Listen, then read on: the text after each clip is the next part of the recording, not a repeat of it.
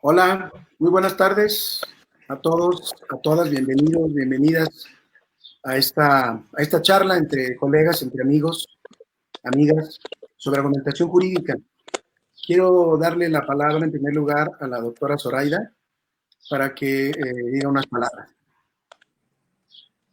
Muchas gracias, Roberto.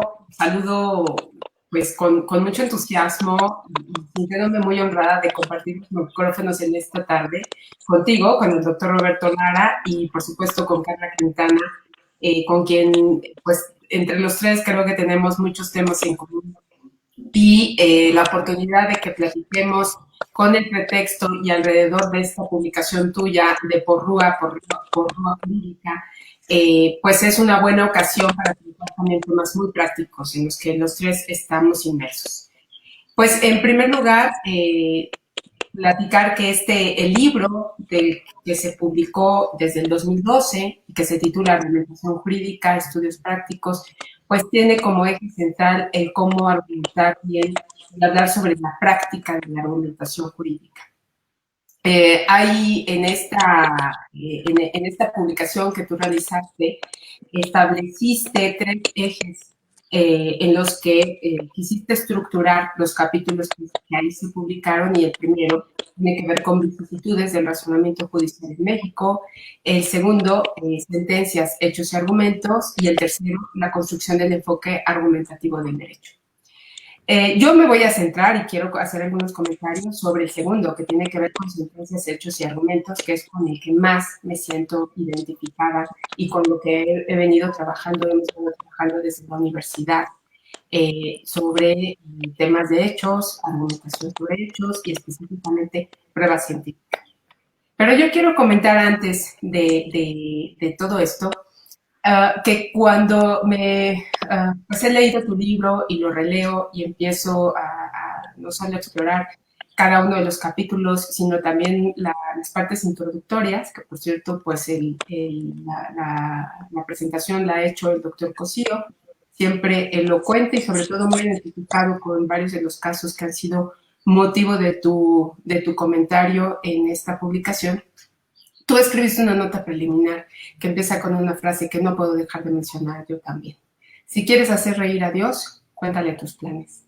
Y creo que no hay mejor momento como es este en el que estamos en medio de la pandemia, en el que precisamente los planes no son los que no nos podemos ya dar el lujo de hacer planes, y de pronto, de manera sorpresiva, pues estamos juntos en una conversación en la que tenemos la oportunidad de platicar sobre nuestras convergencias. Entonces celebro que los no planes nos hayan traído a la posibilidad de compartir ahora pues un espacio en la web. Decía yo que me siento muy identificada con esta segunda parte de la publicación, que tiene que ver con la argumentación sobre hechos por esto. Porque específicamente hay un capítulo del libro que se llama Motivación de los hechos, reflexiones sobre las diligencias para mejor proveer. En esta disertación que haces, precisamente pones el dedo en la llaga sobre la importancia del cambio de paradigmas que tuvimos con la introducción del sistema penal acusatorio en México, que es algo de lo que yo me he venido ocupando y también nos hemos venido ocupando en la licenciatura en ciencia forense. Uno de los más importantes cambios de paradigmas fue tratar de migrar, dejar atrás la forma de hacer del sistema inquisitivo y llegar al sistema acusatorio, en donde el papel del juez y de los actores jurídicos cambió. El juez ya no debía de intervenir mucho en el juicio, de andar buscando la verdad, de andar creando diligencias, sino más bien se volvió en otra cosa, en un espectador, incluso en un árbitro, pero un árbitro o un espectador que en aras de no de ser muy imparcial o totalmente imparcial, deja de buscar la verdad, ¿no? O sea, la búsqueda de la verdad dejó de ser un objetivo del proceso judicial para entonces llegar a la convención de una verdad en la que se logra con el contradictorio judicial. Y el proceso se volvió en una contienda en que la verdad que prevalece es una verdad relativa, en la que son los postulantes, ya sea el fiscal o el defensor el que pueda lograr la prevalencia de su verdad a través de los mejores argumentos, los argumentos más convincentes y los elementos de prueba que prevalezcan. Otra cosa que también ocurrió es que a los jueces se les limitó la posibilidad de preguntar y de seguir indagando. Entonces me parece que eso nos llevó a una postura epistémica muy problemática, y yo llamaría eso una capitis de minucio de los jueces en el actuar del pronunciamiento sobre los hechos. Entonces me parece que tú alrededor de las pruebas o las diligencias para mejor proveer que tratas en esta parte de tu libro, has tocado un tema con el que soy muy coincidente y bueno, al menos desde la parte que se trabaja desde la licenciatura en ciencia forense en materia no solo de formación de personas, sino también de investigación, pues tiene mucho que ver con el tratamiento de la prueba científica.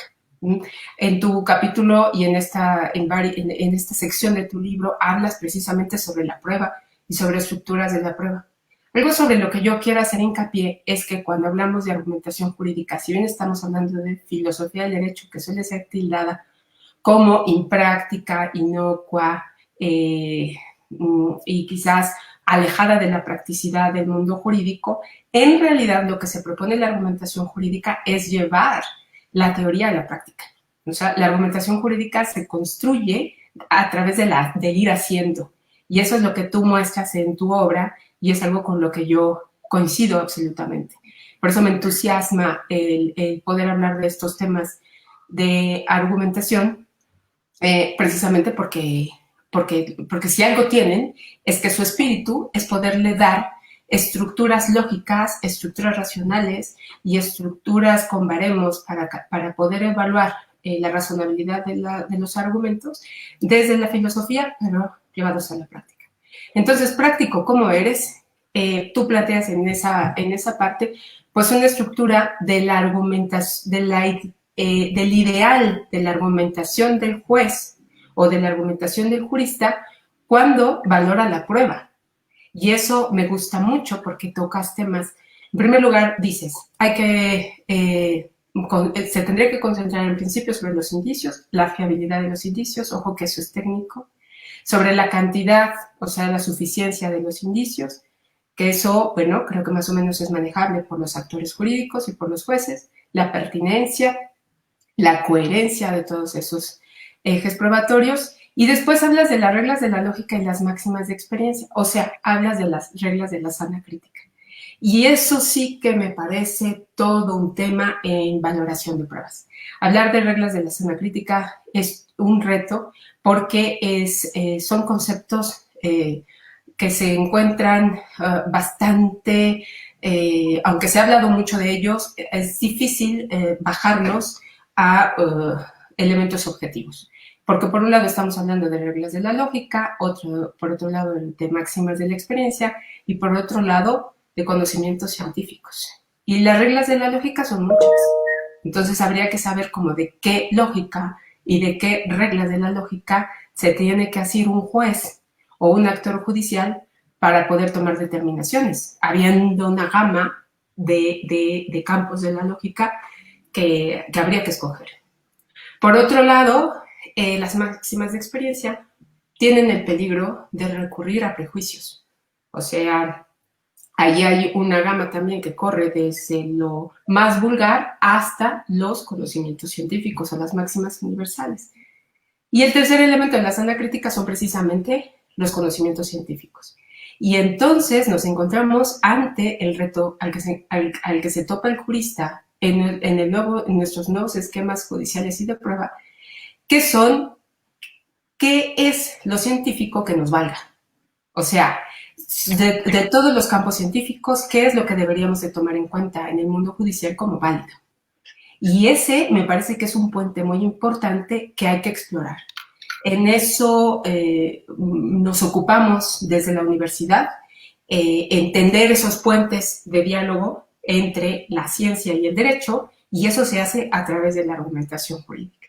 Tengo que decir que, bueno, tenemos esta tarea que hemos tomado de trabajar alrededor de las ciencias forenses. Es algo en lo que converge un gran equipo, y al equipo desde el primer momento se ha integrado el doctor Roberto Lara. Él es el profesor de argumentación jurídica en la licenciatura en ciencia forense. Está formando entonces a nuestros actuales y futuros científicos forenses en materia de argumentación, y el hecho de que exista la argumentación en la formación de personas en la universidad, no nada más abogados, sino también científicos forenses, tiene un sentido muy práctico. Entonces, pues yo con esto cierro una primera intervención, una felicitación que hago a que esta mesa se pueda dar, y pues a lo muy honrada que me siento de poder estar esta tarde tanto con Carla como con Roberto platicando de temas que a mí me hacen mucho sentido. Aplaudo que podamos estar esta tarde juntos, aunque no lo hayamos planeado mucho. Pues muchas gracias. Gracias, Zoraida. Yo voy no voy a hacer un discurso en el sentido propio de la expresión, más bien quisiera hacer unos comentarios primero informales para darle la palabra a Carla. Mencionaste varias cosas que me llamaron mucho la atención. Primero, quiero introducir al público de quiénes somos nosotros tres. Nosotros somos buenos amigos, es lo más importante. Más allá de los títulos y los grados y los puestos, somos amigos que nos conocimos cuando trabajábamos en la Suprema Corte, quizás a destiempo, pero yo conocí a Zoraida en la Corte Suprema de México antes de que fuera la directora, la coordinadora de la licenciatura en Ciencia Forense, a donde me invitó a trabajar, y hasta la fecha seguimos ahí trabajando. Y a Carla Quintana la conocí también en la Corte como colegas, como secretarios de estudio y cuenta, peleándonos, como debe ser, sanamente, y a veces no tan sanamente, en desacuerdos y en acuerdos muy interesantes sobre nuestra manera de ver el derecho. Y entonces así surgió esta relación. Después ellas dos entiendo que se conocen también, se conocieron y tienen una relación profesional impresionante. Los chicos, así le voy a decir coloquialmente, los chicos de Zoraida, los estudiantes y las estudiantes, algunos de ellos han ido a trabajar con Carla Quintana en el terreno forense, en el terreno de las víctimas, de los desaparecidos, aportando el conocimiento que se les da en la universidad, en la UNAM, que por cierto Carla es de la UNAM, Zoraida es de la UNAM, yo no soy de la UNAM, soy de la Universidad de Guanajuato, pero me siento hijo adoptivo de la UNAM, me siento muy orgulloso de ser profesor ahí. En fin, esos somos nosotros tres, ¿no? Estas personas que ven aquí, esa pequeña nota biográfica. Mencionaste, Zoraida, una frase de mi libro que yo la tomé de la película Amores Perros, una de mis películas favoritas, y la tomé porque cuando yo estaba haciendo el libro, me di cuenta que era una deuda, y así un poco cuento la biografía de mi libro, ¿no? La nota biográfica personal de mi libro. Yo tenía una deuda con la academia porque me doctoré muy joven y se suponía que yo me iba a dedicar completamente a la academia, pero no lo hice. Estuve un año trabajando en una universidad privada, en la Ibero, de México, y me fui de pronto, salté a la práctica profesional al IFE, primero 2 años, y después me fui a la Corte 15 años. Y tengo un año ya de regreso a la universidad. Entonces, de pronto, a la mitad del camino, por ahí de 2012, yo me puse a pensar que no había cumplido mis deberes como académico, produciendo una obra además de mi tesis doctoral, y entonces pensé lo que muchas veces he platicado con Carla. Nosotros escribimos todos los días en la Corte. Nuestro trabajo es de investigación y es de consulta y es de creatividad y es de pensamiento y es de argumentación. Entonces me dije a mí mismo, ¿por qué no utilizas tu chamba cotidiana para hacer un libro? Y fue como surgió el libro. Entonces es una deuda que yo me debía, que me tenía a mí mismo, la saldé de una manera, para mí fue muy divertida, lúdica. El ministro Cosío estuvo muy de mi lado en ese proceso. Recuerdo mucho la nota, el prólogo que me escribió, lo escribió, ahora ya lo puedo decir, lo escribió durante una sesión de pleno, o al menos me lo estuve revisando o estuvo mandándome notas desde a mano, todo lo escribía a mano el ministro, desde una sesión de pleno o varias sesiones, no me acuerdo bien, pero recuerdo que así se gestó ese prólogo y fue para mí pues muy reconfortante. Entonces pues de alguna manera pagué mi deuda y seguí adelante, ¿no? Otro punto para pasarle a Carla en los micrófonos, es lo del modelo inquisitivo, que a Carla le va a interesar, junto con lo de los hechos en la práctica, ¿no? Ya con esto me callo. Pero, las palabras tienen buena fama o mala fama. Tienen un prestigio, a veces bueno y a veces malo. No sé, palabras prestigiosas, libertad, amor, justicia, amistad, tienen una muy buena fama. Casi lo que digas después de ellas va a ser atractivo. Y hay palabras con mala fama, infierno, maldad, injusticia, odio, tienen mala fama. Pero a veces se cruzan los significados y las palabras con buena fama las utilizamos tramposamente o con mala fama, ¿no? Para darles una mala fama, o al revés. Y una palabra que me interesa a mí es inquisitivo. La palabra inquisitivo tiene mala fama, desde la Inquisición. Inmediatamente nos conectamos a la Edad Media. Inquisitivo, inquisición, dolor, tormento, tortura, estado opresor. Pero si somos, en el libro yo lo trato, si somos un poco más neutrales en cuanto a los términos, el modelo inquisitivo no es tan malo, o no tiene todo el pecado que se le endilga. El modelo inquisitivo es eso que decía Zoraida. Claro que tiene vicios, pero la parte positiva del modelo inquisitivo es un juez proactivo, que busque las cosas, que busque los hechos, que busque la verdad. Y el modelo adversarial, acusatorio, muy de la tradición del derecho privado, del derecho civil, del derecho mercantil, es un derecho en el que efectivamente, como dijiste muy bien, el juez se echa un poco para atrás y deja que las partes se hagan pedazos y que cada quien traiga su versión de la verdad, y el juez es un árbitro que dice quién tiene, como decían en la facultad, quién tiene el mejor derecho, quién probó mejor, y ya está, lo cual no necesariamente coincide con la verdad.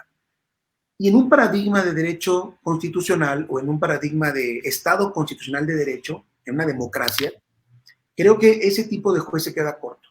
El juez, a lo mejor la palabra ya no gusta, pero el juez con un poco de inclinación inquisitiva, en el buen sentido de la expresión, es el que se compromete para buscar la verdad, para buscar a los desaparecidos, Carla, para ir a buscar a las personas que están reclamando su derecho a ser buscadas.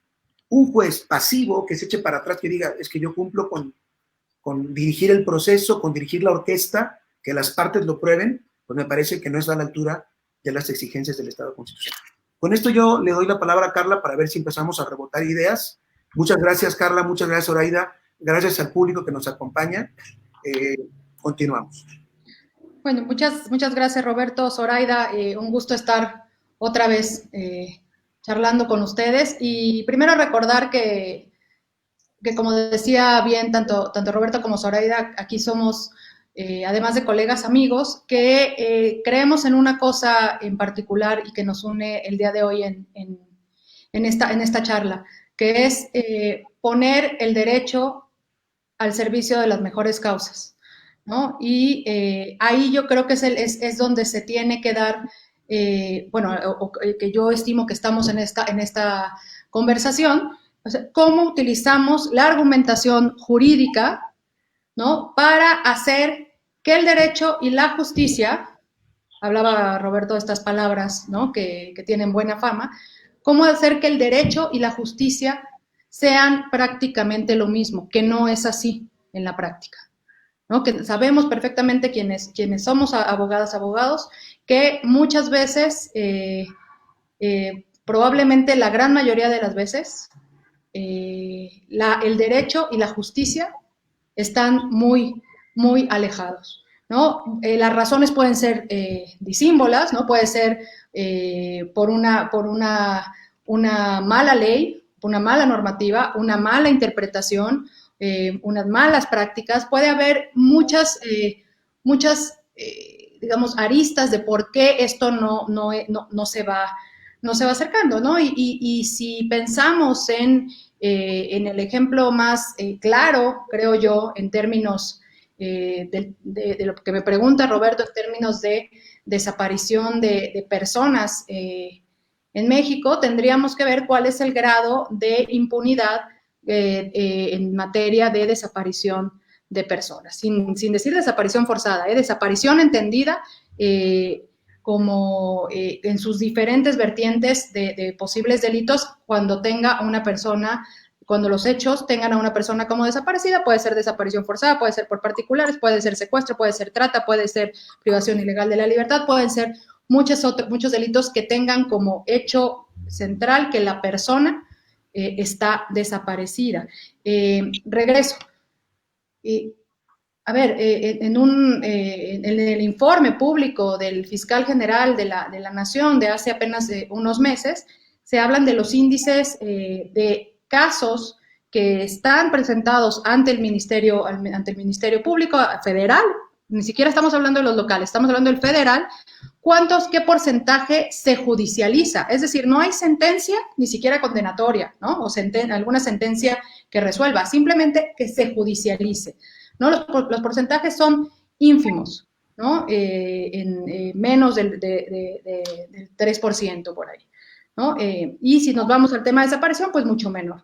Esto es solo a nivel federal. Habría que revisar a nivel estatal esto.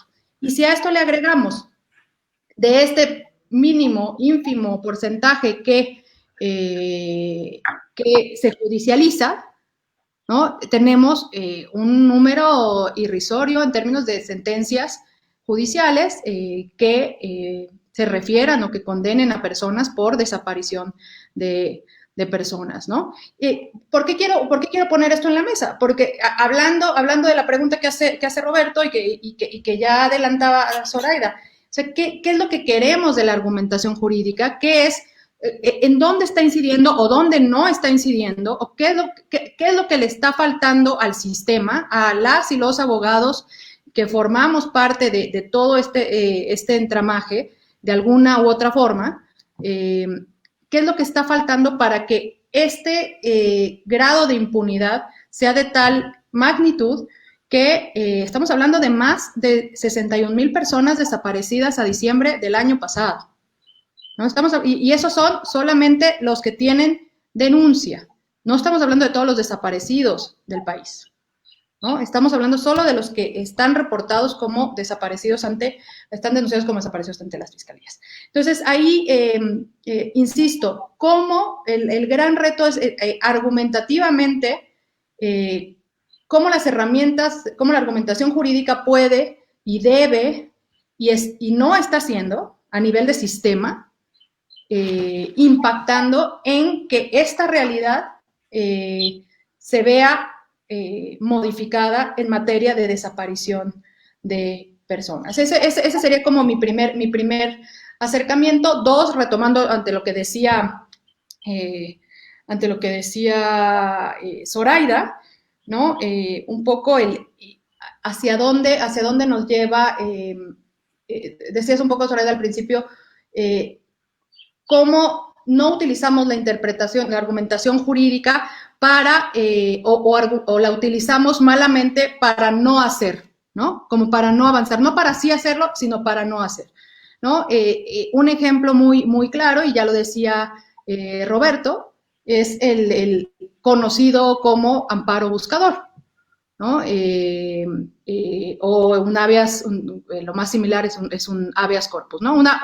Un recurso que esté dedicado hacia que una autoridad pueda, una autoridad, en este caso judicial, se pueda tomar las acciones que tiene dentro de las facultades que le da la propia ley de amparo y la Constitución para convertirse en un agente buscador. O sea, ¿cuál es el rol? Y preguntaba Roberto, hablando de lo inquisitivo y de lo acusatorio, ¿no? Yo creo que lo que me preguntaría aquí es, ¿cuál es el rol? No que lo que los jueces están obligados a tener, no creo que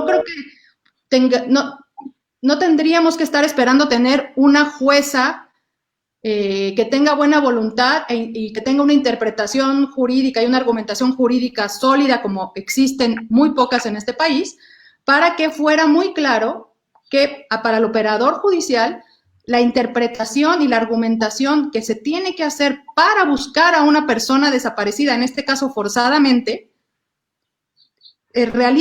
ordene y realice las diligencias que la propia ley le dice, ¿no? Sino que estamos en un mundo al revés donde, un poco retomando lo que decía Zoraida al principio, se utilizan los argumentos para no hacer, ¿no? La ley no es clara en eso, no fue creada para eso.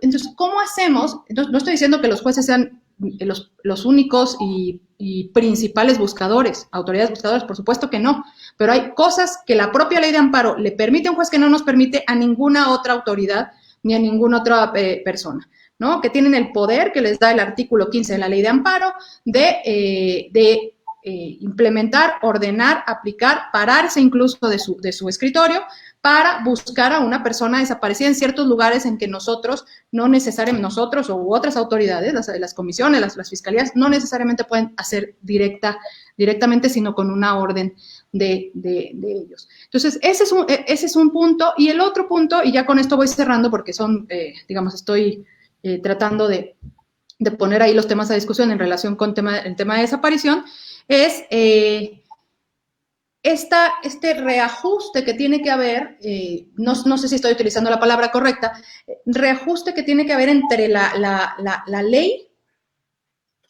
y la práctica, ¿no? Cómo esto se tiene que embonar y cómo a través de la argumentación jurídica podemos hacer que esto se acerque cada vez más. Y un ejemplo que Zoraida conoce muy bien porque nos ha apoyado mucho en el proceso que estamos en este momento abiertos dentro del proyecto de protocolo homologado de búsqueda, es, bueno, se está avanzando un concepto que es el derecho humano de toda persona a ser buscada, ¿no? Parecería una obviedad, pero por lo menos en el sistema interamericano, aunque el universal es distinto, va más avanzado ya el universal, en el sistema interamericano el derecho a ser buscado no es independiente, siempre va dentro de una investigación, lo cual subsume la búsqueda a una investigación penal, ¿no? Y en el momento en que existe en México una ley de materia de desaparición, que existe la obligación de generar un protocolo homologado de búsqueda, donde se intenta desarrollar las diferentes obligaciones de diferentes autoridades, por supuesto que hay puntos álgidos de lo que se interpreta por búsqueda y por investigación. Y cómo, aquí es donde entra la argumentación jurídica, cómo esto no debería oponerse, pero tampoco debería subsumirse. O sea, un gran reto argumentativo jurídicamente es cómo estos dos derechos de igual importancia tienen que subsistir y caminar de la mano, ¿no? Ahí lo dejaría yo solo para... contestando un poco lo que preguntaba Roberto y lo que decía Zoraida. Gracias, Carla. Yo quiero reaccionar rápidamente como dije, hacer un diálogo. Quiero reaccionar con 3 puntos y para ir avanzando, ¿no? El primer punto que quisiera poner en la mesa es, aludiendo otra vez a una de las provocaciones, déjame ponerlo así, Zoraida, que pusiste, y es el de los infieles, déjeme utilizar esta expresión, los infieles que se refieren que hablan mal de la filosofía del derecho. Efectivamente. La teoría del derecho, la filosofía del derecho son áreas del conocimiento jurídico, del fenómeno jurídico, que son poco conocidos y que son injustamente despreciados. Y quiero retomar esta parte que dice Atienza, o que dices tú misma, Zoraida, que bien entendida la teoría del derecho, la teoría de la argumentación jurídica, pues es la mejor práctica. No hay mejor manera, dice Atienza, de mejorar la práctica que con una buena teoría, detrás. Y esto me lleva a comentar la segunda cuestión, además de responderle a los infieles. No merecen tanta respuesta realmente. Y es esta idea de ¿qué pide un jurista práctico? Se los quiero poner como pregunta a las dos en 3 niveles. ¿Qué pide un jurista práctico a la argumentación jurídica? Creo que el enunciado es, si sabes argumentar, puedes ser mejor abogado, mejor abogada, mejor juez, mejor jueza, pero ¿cómo llegamos a esta conclusión? Es decir, ¿qué puede otorgar, qué puede dar la teoría de la argumentación jurídica o las técnicas de argumentación e en general la argumentación a la buena práctica judicial, forense, de abogado, de asesor, etcétera? ¿Cómo llegamos a eso? Porque me parece que a veces es puro marketing. Déjame decirlo así, como profesor de argumentación. Mucha gente cuelga y lo tengo en el libro puesto, por cierto, mucha gente cuelga sus 30,000 diplomas y cursos y másters y títulos y dice, mira todo lo que he estudiado de argumentación jurídica. ¿realmente estudiar argumentación jurídica, tener títulos de argumentación jurídica, implica saber argumentar? Creo que es bastante intuitivo. Yo he conocido a muchos jueces, magistrados, ministros, ministras de la Corte, etcétera, que cruzan, en la que puede hacer este cruce, ¿eh? Hay gente que no conoce mucho de teoría de la argumentación y es un excelente argumentador. Y hay gente al revés, que tiene todos los títulos de argumentación y no hace una sentencia bien hecha, no sabe argumentar bien. Por lo tanto, parece que la pregunta puede quedar en el aire, ¿no? ¿Y qué pide entonces? ¿Cuál es la aportación del jurista práctico al jurista teórico que hace argumentación, a los libros, etcétera? Y el segundo nivel que les quería plantear es, ¿qué pide la gente? La gente, ya no los juristas, ya no los abogados. A la gente, si le hablamos de Ulpiano, de Justiniano y de la acción cambiaria directa y de el pagaré, ¿no? De la enfiteusis, pues no nos va a entender. Las personas usuarias de la justicia, usuarias del sistema jurídico, le da igual el nombre que le pongas. Le da igual si le dices que esto es justificación interna o externa, o que se le dijo a Alexio Ferraioli o Atienza, le da igual. La gente quiere resolver sus problemas. Bueno, ¿qué le da la argumentación a esta gente? Si es que le da algo, me gustaría preguntarles, ¿no? Yo tengo mi punto de vista, lo voy a dejar hacia el final, entonces me gustaría darle la palabra a Zoraida para que nos comentara estas preguntas. Gracias. Vale, muchas gracias, Roberto. Yo creo que lo que pide el práctico del derecho son herramientas, ¿no? Eso es lo que se tendría que buscar y encontrar en la teoría o en las teorías de la argumentación jurídica. Y precisamente si vemos la evolución de las teorías de la argumentación jurídica, siempre es hacia la práctica, o esa es la que tendría que ser, ¿no? Tener herramientas con las cuales argumentar mejor. Argumentar mejor desde mi punto de vista es alcanzar estándares objetivos que nos permitan a todos los demás observadores de la argumentación jurídica, o sea, los que vamos a evaluar si esa argumentación es válida y convincente, que lo es. Entonces, hace un momento en el que estaba yo hablando, decía, bueno, tú nos has aportado una estructura argumentativa para que un juez pudiese abordar los hechos en la valoración de pruebas. Pero, por ejemplo, cuando has abordado el tema sobre la buena sentencia o cómo deberían de redactarse las sentencias, no solo señalas de razones por las cuales habría que tener mejores estructuras, sino que has planteado una estructura. Entonces, el tener esas estructuras son herramientas muy prácticas que podríamos emplear los juristas y que tendrían que emplear los juristas que se encuentran en la práctica judicial o que se encuentran haciendo cualquier otro tipo de, no solo documento, hablando en el sentido escrito, sino también oral, de estructuras argumentativas. Entonces, creo que lo más valioso que nos puede dar la argumentación, y ese es su objetivo principal desde mi punto de vista, es tener esos baremos de racionalidad para poder cualificar la validez de los argumentos. Y eso creo que está muy ligado con lo que pide la gente.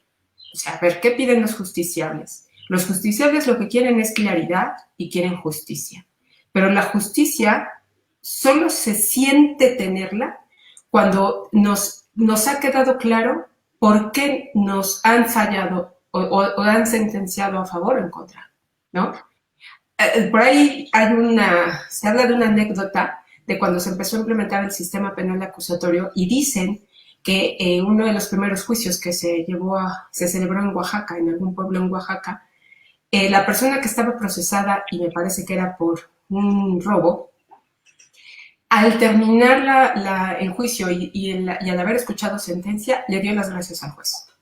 Le dio las gracias. O sea, se sintió agradecido de haber recibido una sentencia que, no obstante que era condenatoria, para él fue clara y para él fue justa.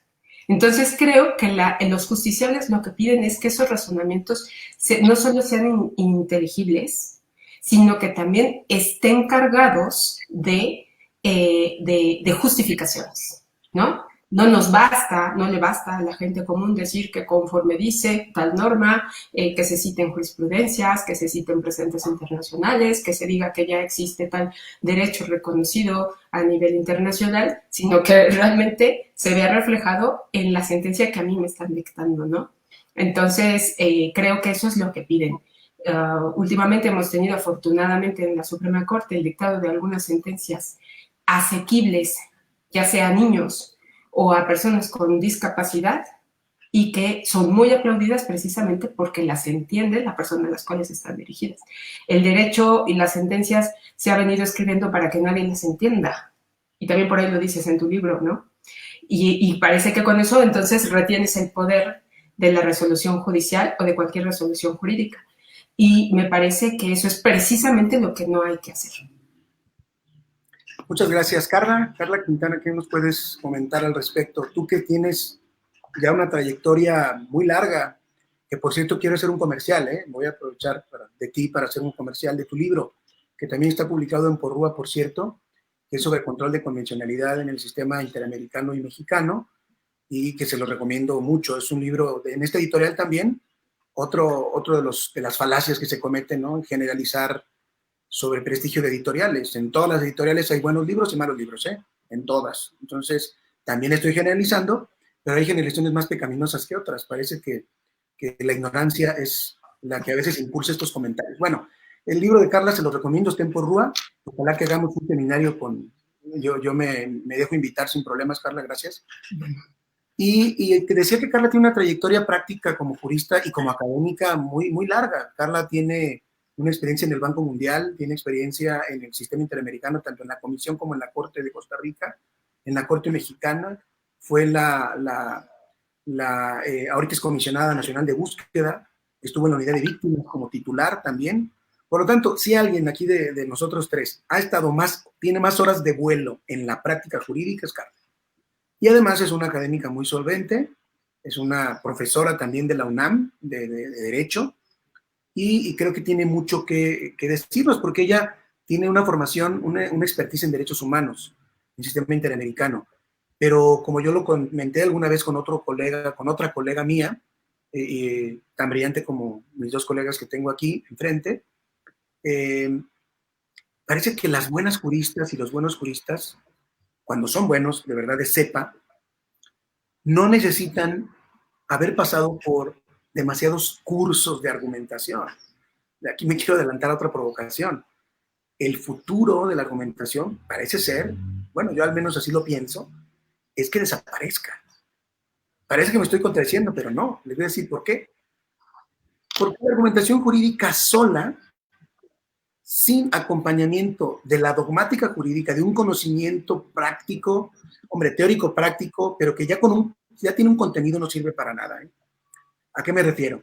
A que en otros países, el ejemplo más claro que yo tengo es el de Estados Unidos, no han estudiado la materia de legal reasoning como tal en los estudios de derecho, sino que lo hacen todos los días en todas las materias. ¿Me explico? Es transversal, está transversalizada la argumentación, la metodología, el razonamiento, la lógica. Por lo tanto, creo que el futuro podría ser que enseñáramos argumentación con amparo, argumentación con penal, argumentación con civil, con mercantil, con procesal, muy importante con procesal, y ya no solita la argumentación, porque entonces parece que queda ahí un paquete de conocimientos medio vacío, sin contenido aparente, sí lo tiene, pero sin contenido, y por eso muchos estudiantes y muchos juristas la ven lejana y la ven como una cuestión de autoridad o de bluff. Entonces, Carla Quintana, a mí me consta, me ha demostrado que es una de las mejores argumentadoras que yo conozco en la práctica, en sentencias, en votos, bueno, en la intervención de votos. Los votos los hacen los ministros, naturalmente, nadie lo ignora. De artículos académicos, ahora en su trabajo, en sus actividades, en sus acciones, digamos, oficiales de gobierno, también argumenta muy bien. Y sin embargo, me consta, porque la conozco muy bien, que yo sepa, no he estudiado un curso específico directamente de argumentación jurídica. Entonces, yo creo que tiene mucho que decirnos al respecto. Carla Quintana. Bueno, Roberto, gracias por las excesivas flores. Lo que yo creo que me robaste te iba yo más bien a provocar con lo que tú dijiste al final. Y yo aquí mis notas, lo que tenía pensado contestarte cuando preguntas qué pide un jurista o una jurista práctica de la argumentación jurídica, ¿no? Yo te diría, y es en el sentido de tu última provocación, hacia allá iba yo, es que todo abogado tendría que tener como columna vertebral la argumentación jurídica.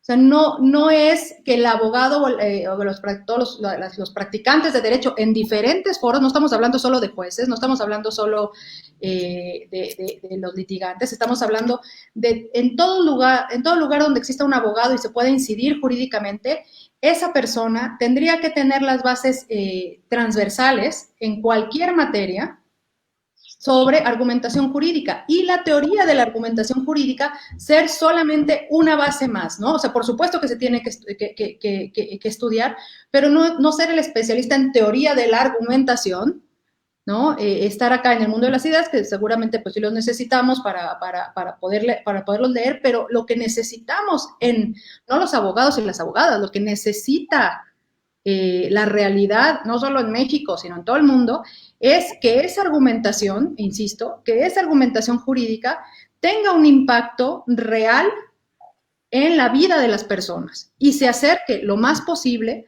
a la justicia. Ese era digamos, mi contestación.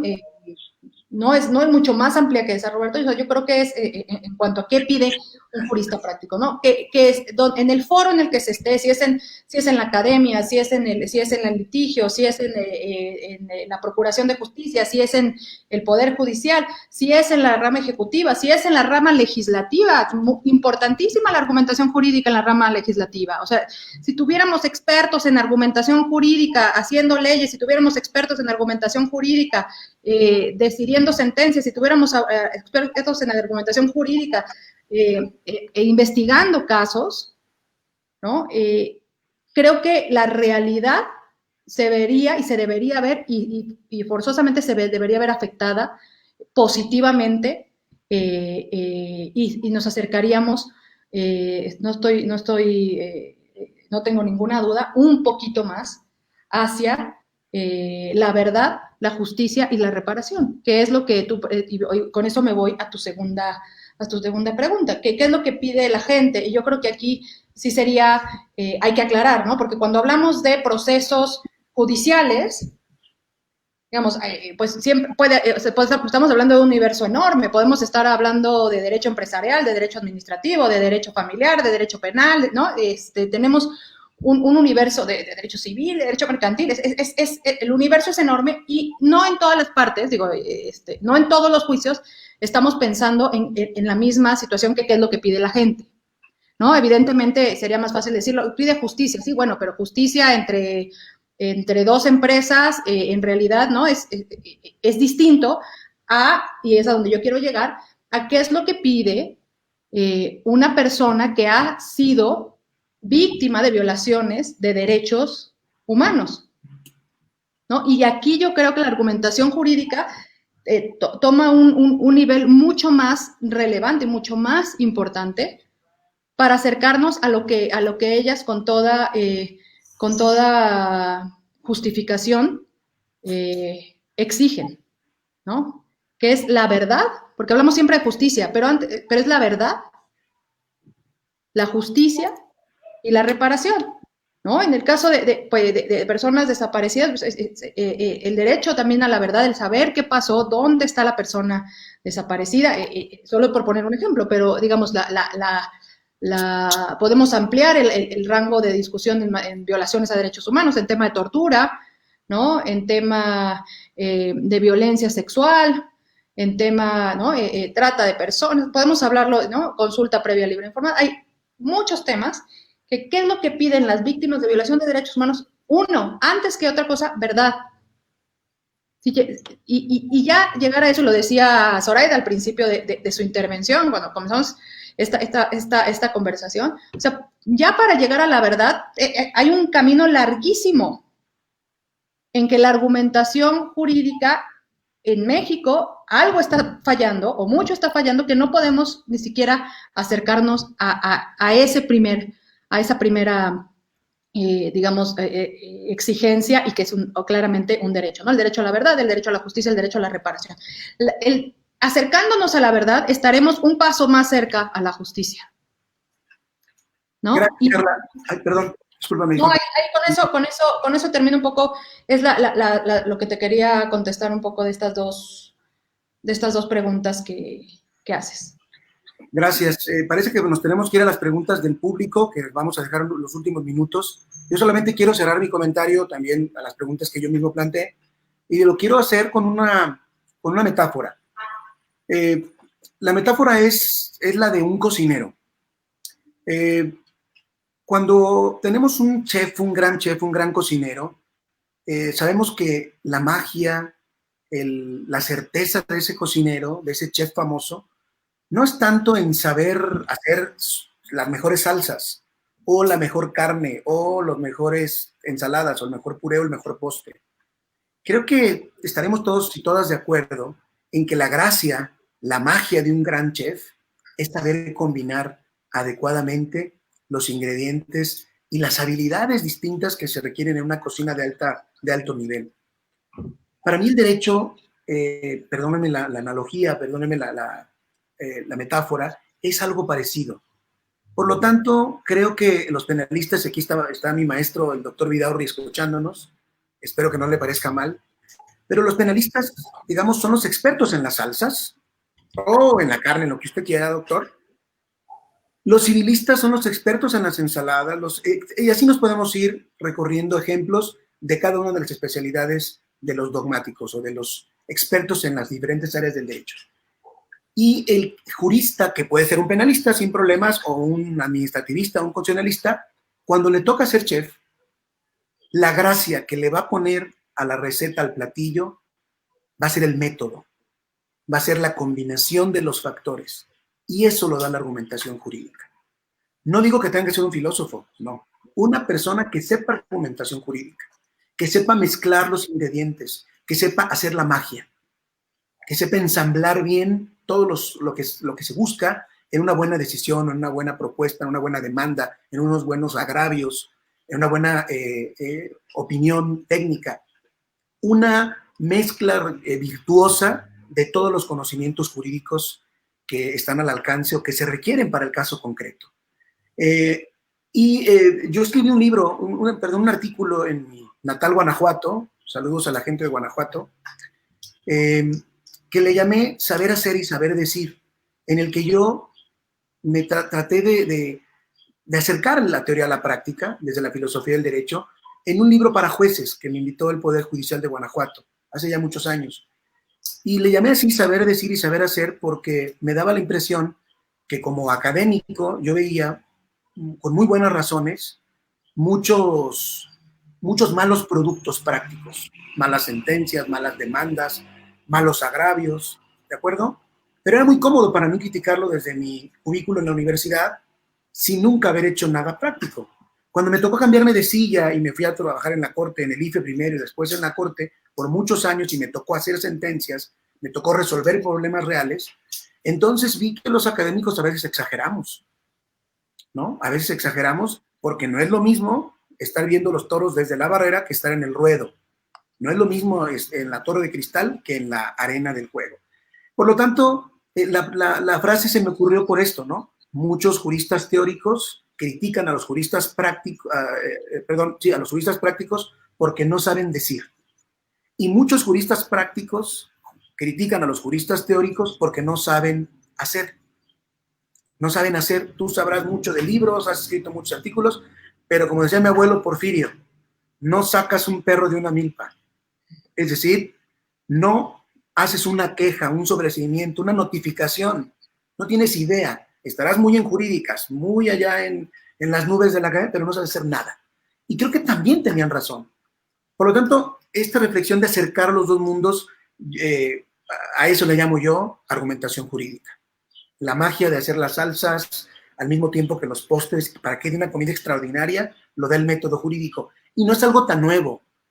Le llamamos metodología, método jurídico, lógica, en fin, tiene muchos nombres. Y termino para ya pasar a la siguiente etapa con un anécdota de mi maestro Manuel Atienza. A Manuel Atienza algún día le preguntaron que por qué hacíamos silogismos en la clase, en el doctorado, ¿por qué tanto modus ponens, modus tollens, bárbara celaren, dari ferio, César y camestre? Esas tonterías que a muchos aburren de lógica. Y Atienza contestó, ustedes les gusta el fútbol seguramente y tendrán un equipo favorito y su futbolista favorito, ¿sí? Bueno, ¿alguna vez han visto un entrenamiento de fútbol? En el entrenamiento los futbolistas hacen lagartijas, sentadillas, unos movimientos rarísimos que nunca los vemos en el terreno de juego a la hora del partido. Nunca los vemos. Pero nadie diría que las lagartijas y las sentadillas que hacen en el entrenamiento los futbolistas no les sirven a la hora de meter un gol o de ganar un partido. Bueno, los ejercicios de lógica, del modus ponens, del bárbara celarent, son las lagartijas del jurista, que nunca las va a hacer en una sentencia. Si las hacen, qué oso, porque se ve bluff, se ve feo. No las lagartijas ahí. No, según el modus ponens, no las hagan. Sí las hacen. Las hacen, muchos las hacen, yo lo sé. No se tienen que hacer en la sentencia, pero hay que saber hacer lagartijas, hay que saber hacer sentadillas lógicas para poder hacer un buen razonamiento, para no cometer falacias, para dar una buena justificación de la decisión. Hemos agotado la parte que nos indicaron los organizadores. Entonces, dice el doctor Vidaurri, saludos al panel. Mucho gusto, doctor. No sé cómo, si está por ahí nuestro coordinador Andrea. Jorge. Para que nos diga Jorge Andrea, que nos ayude. Aquí está el doctor Soriano de Guanajuato también. Como pueden ustedes ver, yo traje porra. Entonces no sé cómo hacer porque no veo preguntas. Por lo tanto, Zoraida, ¿quieres reaccionar en lugar de estar antes de que, mira, ya llega una pregunta? Lean los comentarios. Los comentarios, ahí están. Donde dice live comments. A la derecha de tu pantalla. Ah, ya. ¿Qué tipo de estructura lógica? Bueno, me permite contestar rápido. Me dice Héctor, ¿qué tipo de estructura lógica? Depende. Por supuesto, hay muchas lógicas. La lógica clásica aristotélica, la deductiva, es la madre de la lógica, es la lógica, digamos, lista para el argumento deductivo, para los argumentos tipo deductivo, pero hay más lógicas ya. Están las lógicas que se llaman lógicas difusas o lógicas para consistentes. Por lo tanto, depende del problema. Esta pregunta es muy interesante, pero se responde así. Depende del problema. Si es un problema que se resuelve con un argumento deductivo, lógica deductiva. Si es un problema, por ejemplo, de proporcionalidad de penas o es un problema de proporcionalidad de alexi, digamos, de ponderación de derechos, entonces la lógica formal no vale. Valen otro tipo de aproximaciones al razonamiento que algunos le llaman lógicas informales o paraconsistentes o difusas y que tienen más de un valor de verdad. Por lo tanto, a lo mejor los nombres son rimbombantes, pero los que hemos estado haciendo sentencias sabemos, y la gente que se ha aproximado a los tribunales, sabemos que, por ejemplo, un juicio de proporcionalidad, de escrutinio estricto, de escrutinio leve, etcétera, no es otra cosa que la aplicación de una lógica paraconsistente, de una lógica de lo razonable, como decía Ricassensiches, uno de los adelantados en su tiempo, fue un precursor antes de Alexi, antes de Atienza y de McCormick, ya este gran jurista mexicano-español lo decía, ¿no? Hay lógicas de lo racional, la de Aristóteles, y lógicas de lo razonable, que son de aproximación, más de razones materiales que de deducción lógica. Espero haber contestado la pregunta. Saludos desde Pachuca, gracias por compartir los conocimientos. Bueno, no voy a leer los halagos, porque creo que no, solo diré gracias. Pero entonces, si sus preguntas o comentarios los estamos leyendo, ¿alguien de ustedes, compañeras, Zoraida, Carla, que quiera hacer frente a alguno de ellos? Alguien te está preguntando, Roberto, ¿qué argumentación recomiendan, la lógica o la hermenéutica y por qué? Es otra pregunta. Y luego hay otra pregunta que dice, ¿cuál es el equilibrio entre una adecuada argumentación y un exceso de tecnicismos? Bueno, a ver, la hermenéutica de entrada es un poco ambiguo porque depende a qué se quieran referir con la hermenéutica. La hermenéutica es una escuela de interpretación. Es una escuela, de todas las escuelas que hay muchas de interpretación, unos se llaman los hermeneutas. Los hermeneutas se caracterizaron por tratar de desentrañar los significados de los textos, así como esto viene de la Biblia, digamos. Los primeros hermeneutas fueron aquellos que estaban desentrañando el sentido de la Biblia. De ahí tomamos el nombre después los juristas para hablar de la hermenéutica jurídica. Y la hermenéutica jurídica, como dice su nombre, hermenéutica, es descubrir e encontrar el significado oculto en un texto. Por lo tanto, hacer hermenéutica nuevamente a veces se requiere desentrañar el sentido de un texto y entonces hay que usar la hermenéutica, pero a veces no. Por lo tanto, mi pregunta no sería totalizante. Otra vez te contesto, colega Héctor, depende del problema. Hay muchos tipos de problemas jurídicos. Atienza por lo menos detecta 8 tipos de problemas diferenciados completamente y cada uno pide, y dentro de cada uno todavía hay modalidades, pide un tipo de herramienta diferente. Digamos, no es lo mismo resolver un problema de cálculo de oportunidad en un plazo, por ejemplo. Eso es lógica deductiva, formal, que decir qué significa todos tienen derecho a la vida. O qué significa la palabra todos en ese enunciado, ¿no? Todos tienen derecho a la vida. ¿Quiénes son todos? ¿Me explico? O el problema que nos ponía Carla Quintana. ¿Existe un derecho a ser buscado? Para esto la lógica formal de Aristóteles no es suficiente.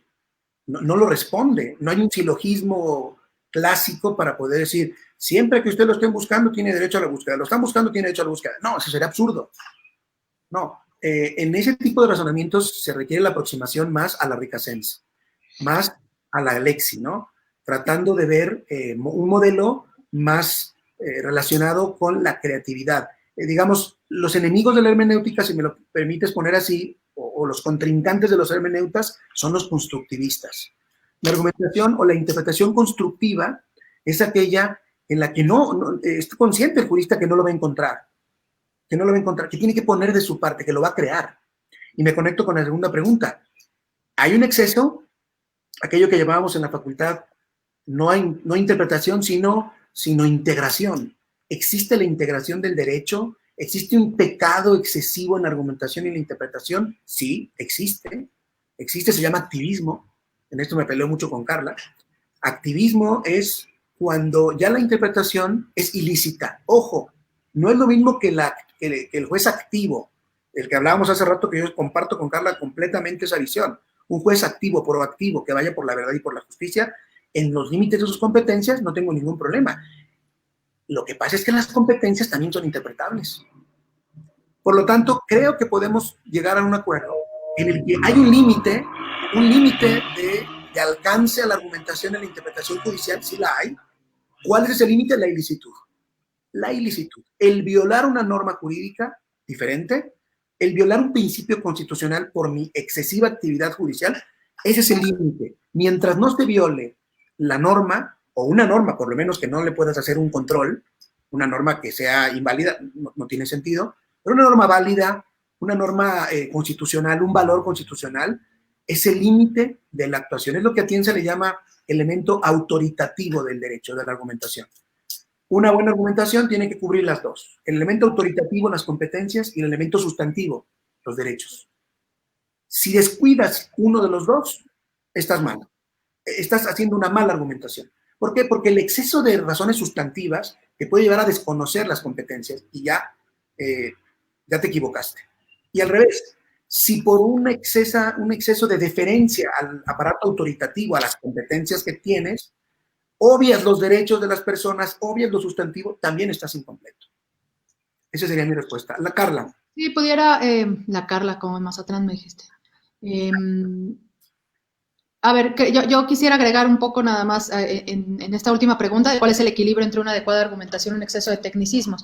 Yo creo que aquí hay que recordar que, y ya lo decía Roberto, que es una discusión que tenemos de hace muchos años ya él y yo. A ver, la técnica nunca es el fin.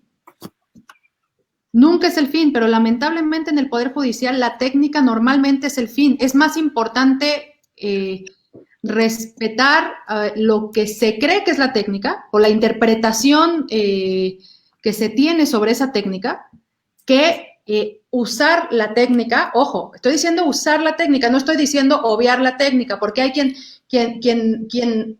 critica la postura de quienes creemos que la técnica no es el fin, sino es una herramienta, considera que como no nos gusta la técnica, no la usamos y entonces hay que irse por la libre. No es así.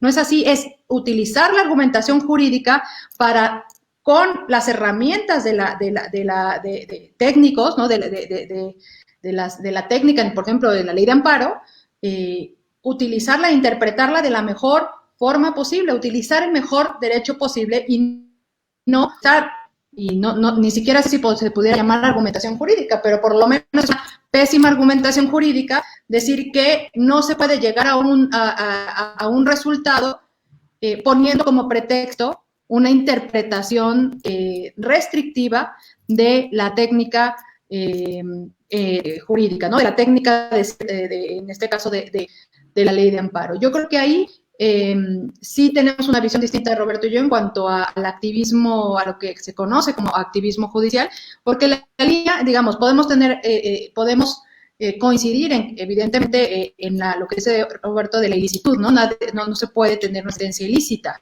¿no? Sí se puede, bueno, sí existen, ¿no? Pero no, ahí ya es el exceso de interpretación.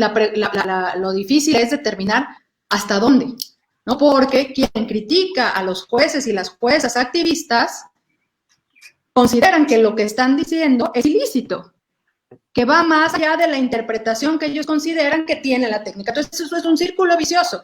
Es un argumento, hablando de argumentación jurídica, Roberto, es un argumento muy peligroso, porque de ese mismo argumento se puede seguir y se puede argumentar del lado de quienes critican a los llamados jueces activistas, que lo que ellos consideran que la interpretación y la argumentación que ellos están haciendo de las herramientas técnicas están excediendo las facultades que tienen, cuando ahí está nuestra diferencia. O sea, ahí está la diferencia, es hasta dónde, ¿no? Y creo que eso no se puede contestar en abstracto. Hablando de argumentación jurídica y de lo que tenemos en esta mesa de discusión, en esta charla, pues todo es caso a caso, y es cómo bajamos la argumentación jurídica en abstracto a la vida real, e insisto, y quiero reiterar que tiene que impactar a la vida de las personas para acercarnos, y vuelvo a decir, en el caso de violaciones graves de derechos humanos, de violaciones de derechos humanos, a la verdad y a la justicia y a la reparación. Yo solo quisiera agregar, ya sé que se nos está acabando el tiempo, pero creo que hay que dejar apuntado algo muy importante sobre lo que ya no se pudo hablar o discutir o abordar.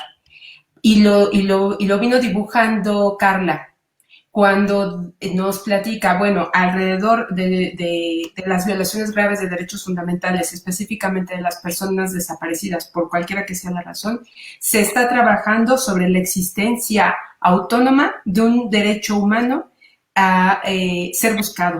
Y yo agregaría que es un derecho humano también a ser identificado.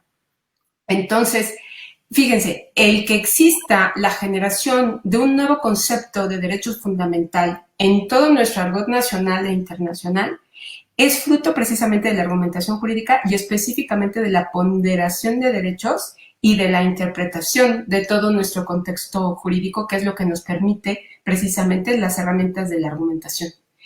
Y eso no se podría dar si estuviéramos siempre maniatados por el estare, ¿no? Por el estatus que ya está preestablecido, precisamente por esos tecnicismos que son convencionales y que hay que ir reinterpretando para poder ir creando derecho. O sea, el derecho no se crea por leyes, no se crea por jurisprudencias formalmente establecidas, sino que el derecho lo estamos creando siempre y en todos los campos, y creo que con eso contesto alguna de las preguntas posteriores en las que se señala si se podría argumentar en cualquier área del derecho. Por supuesto que sí, por supuesto que sí. Necesitaríamos buenos agentes del Ministerio Público argumentadores, como cualquier actor que esté en el campo jurídico. Pues llegó el tiempo de despedirnos, el espacio va a ser ocupado por otra charla. Agradecemos mucho a las invitadas, a los organizadores, al doctor Vidaurri, que no fue directamente un organizador, pero fue uno de los que provocaron todo esto, a la editorial Porrúa, a todos ustedes por su presencia. Muchas gracias. Buenas tardes. Gracias. Buenas tardes.